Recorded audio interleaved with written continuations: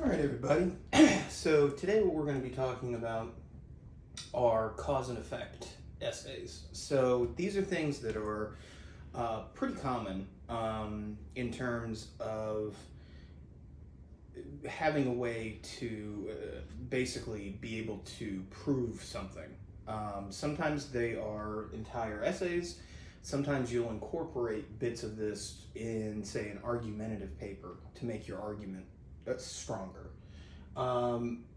They can be factual, but largely you are essentially trying to prove something. So what is a cause and effect paper? Essentially you are taking an issue, whatever that might be. You could pick something like in November, for example, the Republicans in the midterm elections expected a lot more people to turn out and vote for their candidates, and that didn't quite happen. They were looking for what they called a red wave, meaning a large voting out of liberal politicians and a voting in of more conservative politicians. A great example of that would be in Pennsylvania, the Senate seat race between John Fetterman, who was the lieutenant governor of Pennsylvania, and Dr. Oz, who many of you might be familiar with from TV. He had his own show, he might still have his own show, and I think Oprah was the one who, kind of like Dr. Phil, like she really brought him to prominence. So if the effect is that Republicans didn't get the votes that they were anticipating, what are the causal factors behind that? So you want to think of a couple of things that you can prove that would illustrate your point. So you'd be looking for factual data, maybe from newspaper articles, scholarly journal articles, although those probably haven't been published yet. So you'd be looking for reasons for why that didn't happen. One was voter fatigue, which basically a lot of people got tired of hearing sort of the same message over and over again. Some of the people thought that it was high-ranking Republican officials maybe nominating the wrong candidates. Trump and his influence got blamed some. Regardless of whatever it is, your effect is the thing you're trying to prove. So essentially, you need to, in your introduction as well as your conclusion, state what the issue or the problem or the effect was. And then your body paragraphs should deal with individual causes of that. Then, with your sort of restated thesis statement in your conclusion, if you're not familiar with the parts of an essay video, you may want to go back and watch that. If you haven't gotten a good understanding of that, that'll help this make more sense. But you want to essentially list out your causes and try and show very briefly in your conclusion how the causes lead to the actual effect.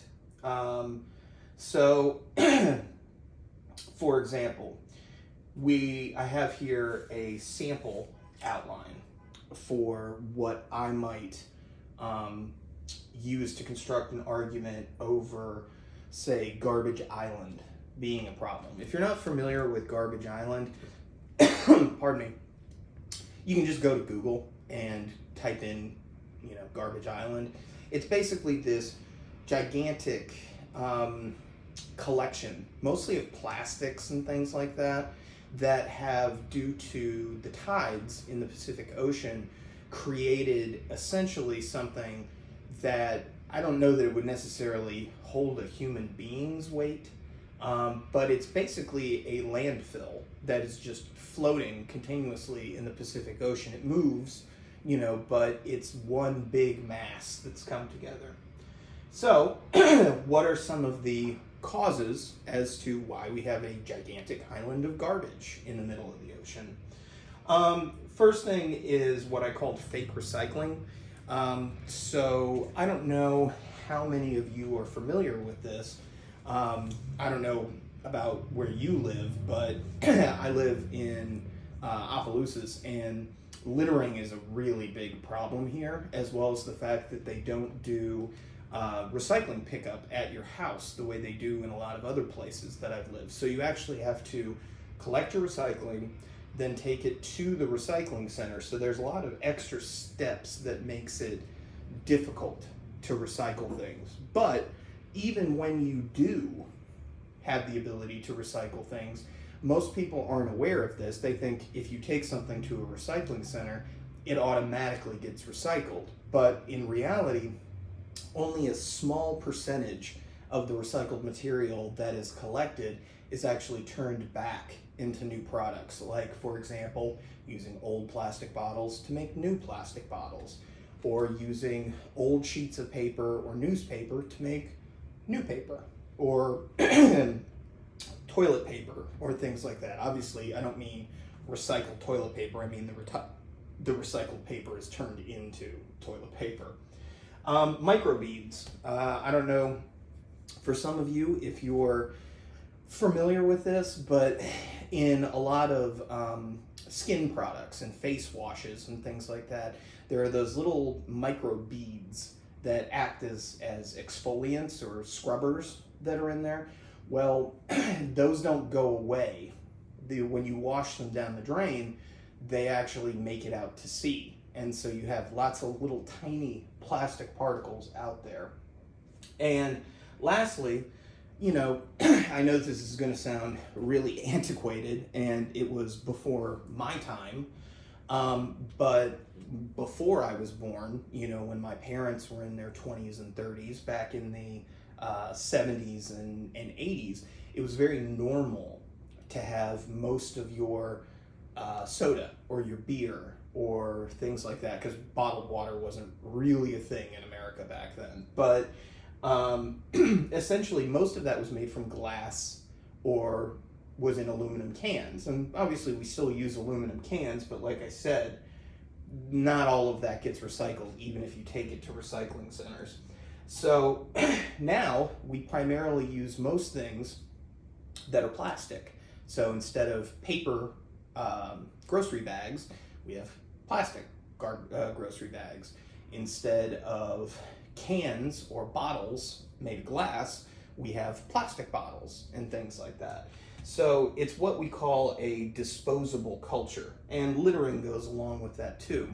But in a lot of the developing world, what some people used to call third world countries and things like that, almost everything is disposable because, quite frankly, it's more expensive to make things out of metal and glass than it is to make things out of plastic. I don't know if any of you have ever had a Coca-Cola, you know, one of the Mexican ones, what is it, Hecho en Mexico, made in Mexico. You know, they're in glass bottles. They also use real sugar instead of corn syrup, but that used to be normal. And if you've ever seen a glass bottle, if you look on the bottom or look around the outside of the bottom, you'll see certain things where in Vermont, Michigan, places like that, you actually can take that bottle back and get a nickel or a dime or something like that for it. And it encouraged people, kind of like old glass milk bottles, if you've ever seen those, maybe in the store, or more than likely if you've ever been to a junk shop, and antique shop, flea market, that kind of thing. It encouraged you to turn them back in. They would wash them, sanitize them, and then use them again.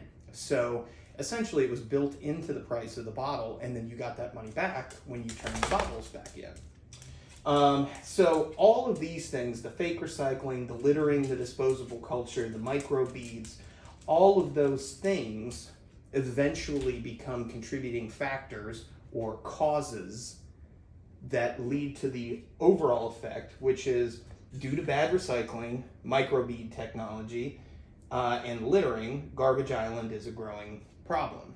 Another question that some people might ask, especially if you're older, is why is Gen Z uninterested in broadcast TV?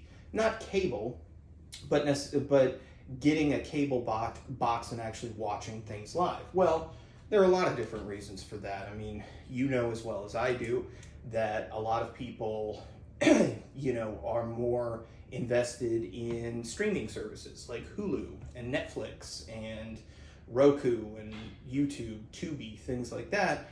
But a lot of the content that people are absorbing, especially if you're younger, is through social media, whether it's Instagram or TikTok or Facebook or Twitter or Snapchat, if that's even still a thing. I don't use social media because I'm a dinosaur. But anyway, so, different technologies might be one reason. The fact that you don't have to make sure you're in front of a television at a specific point. That might be another causal factor. And another one might just be that the broadcasts aren't as interesting to younger people as they used to be because there is so much more available now.